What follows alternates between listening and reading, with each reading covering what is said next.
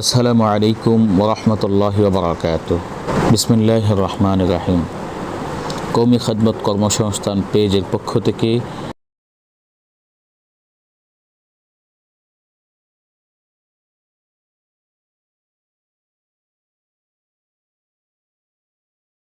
প্রাপ্ত 2 জন শিক্ষক নিয়োগ দেওয়া হবে।